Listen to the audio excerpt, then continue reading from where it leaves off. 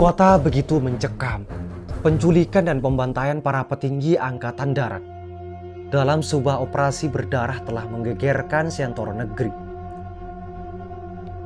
Partai Komunis Indonesia atau PKI menjadi tertuduh di balik peristiwa yang terjadi pada dini hari 1 Oktober 1965 itu. Kampanye anti-komunis segera menyebar luas. Nyaris seluruh elemen bangsa bergolak. Tidak terkecuali kaum muda yang tergabung dalam berbagai organisasi dengan latar belakang yang berbeda-beda, tapi memiliki benang merah, tidak sejalan dengan garis ideologi PKI.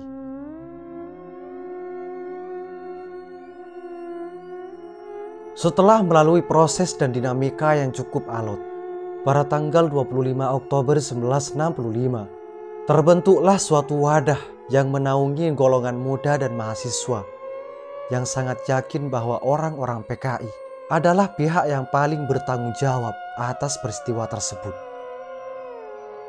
Wadah itu bernama Kesatuan Aksi Mahasiswa Indonesia atau yang disingkat dengan KAMI. Sebelum KAMI dibentuk, golongan muda dan mahasiswa Indonesia khususnya di Jakarta sudah memiliki organisasi payung bernama Perserikatan Perhimpunan Mahasiswa Indonesia atau PPMI. Organisasi ini merespon penculikan dengan menyelenggarakan rapat presidium pada tanggal 10 sampai 23 Oktober 1965. Namun tidak mudah bagi PPMI menyepakati satu pandangan terkait hal itu. Pasalnya meskipun kelompok terbesar adalah GMNI, unsur sayap kiri di PPMI cukup kuat, yakni Konsentrasi Gerakan Mahasiswa Indonesia atau JGMI, Gerakan Mahasiswa Indonesia atau Germendo, juga Perhimpunan Mahasiswa Indonesia atau Perhimi. Ketiganya tak mau ada tindakan keras terhadap PKI.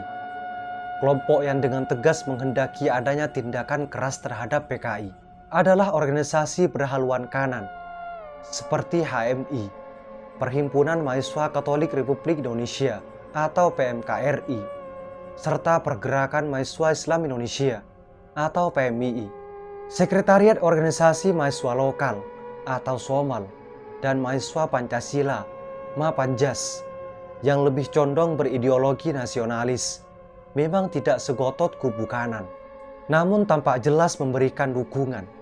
Begitu pula dengan Ikatan Pers Mahasiswa atau IPMI. Kubu yang kontra PKI akhirnya kehabisan kesabaran. Mereka melapor kepada Menteri Perguruan Tinggi dan juga Ilmu Pengetahuan PTIP Syarif Thoyyib terkait pertentangan yang terjadi di internal PPMI.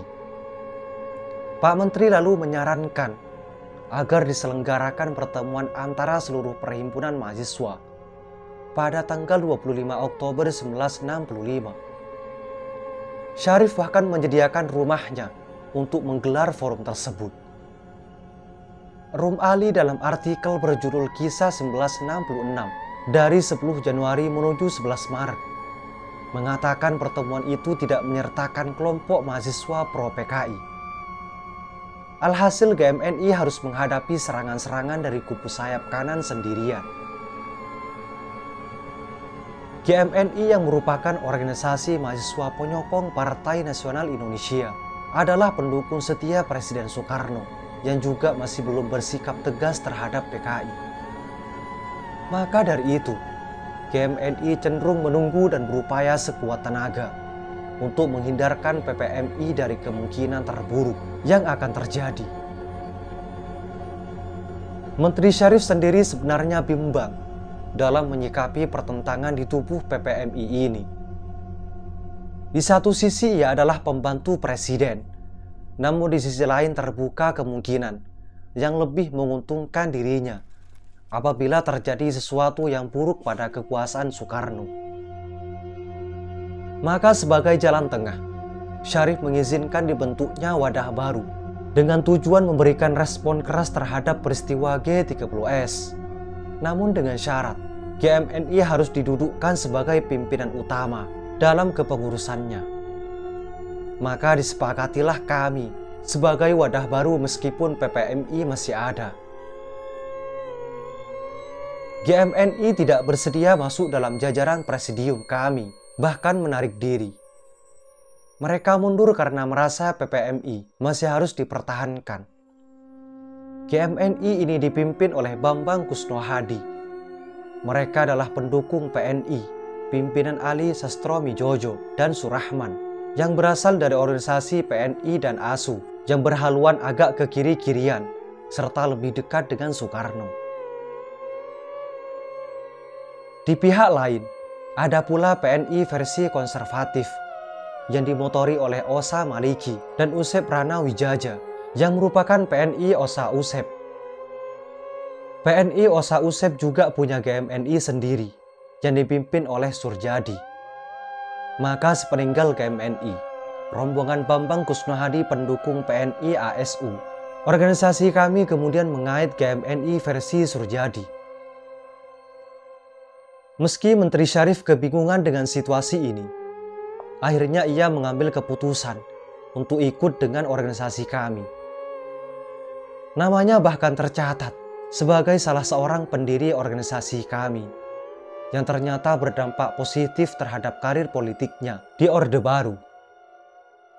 Organisasi baru ini menguat dengan cepat karena mendapat dukungan dari Angkatan Darat, juga kalangan agama, termasuk pemuda Ansor dari Nahdlatul Ulama atau NU, hingga para mantan anggota Partai Sosialis Indonesia atau PSI.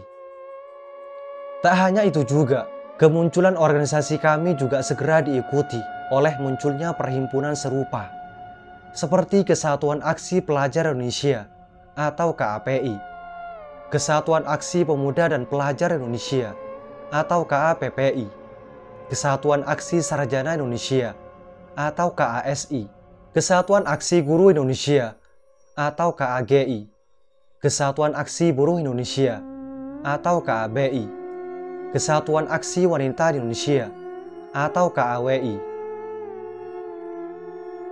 Rombongan organisasi kami segera menjalankan misinya dengan menggelar rangkaian demonstrasi.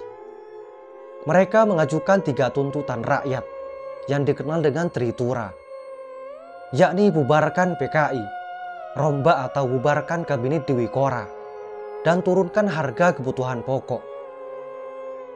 Gerakan yang melibatkan puluhan ribu orang ini ternyata tidak terkendali, bahkan menjurus brutal. Kantor pusat PKI dibakar. Sentimen anti-komunis dan anti-Cina yang kian berkobar diikuti aksi bakar-bakar rumah-rumah dan penghancuran harta, juga nyawa yang tidak kenal ampun. Ketika demonstrasi digelar di depan Istana Negara, masa berujung bentrokan dengan Resimen Cakrabirawa atau pasukan pengawal presiden hingga menelan korban jiwa. Salah satunya adalah seorang demonstran dari Universitas Indonesia atau yang dikenal dengan UI, Arif Rahman Hakim. Demonstrasi besar-besaran itu dilakukan oleh organisasi kami dan rombongannya sebagai protes atas reshuffle kabinet yang diumumkan Soekarno pada tanggal 21 Februari 1965. Mereka tidak puas karena presiden masih melibatkan orang-orang PKI di pemerintahan. Sehari setelah demonstrasi besar itu, organisasi kami akhirnya dibubarkan pemerintah. Meskipun berumur singkat, yakni kurang lebih 4 bulan, apa yang dilakukan organisasi kami merupakan mata rantai penting dalam rangkaian penganyangan PKI, sekaligus meruntuhkan rezim Soekarno alias Orde Lama. Nantinya para mahasiswa penggerak organisasi kami, sebutlah Kosmas Batubara, Akbar Tanjung, Sofyan Wanandi, Yusuf Wanandi, Abdul Ghafur, Zamroni, dan David Napitupulu, memperoleh imbalan dari Presiden RI selanjutnya yaitu Soeharto. Mereka mendapatkan posisi empuk di pemerintahan selama puluhan tahun. Itulah mahasiswa mendirikan kami untuk mengganyang PKI. Semoga ini menjadi wawasan bagi kita semua dan menjadi pelajaran atau pengetahuan bagi masa yang akan datang. Semoga informasi ini bermanfaat Assalamualaikum warahmatullahi wabarakatuh.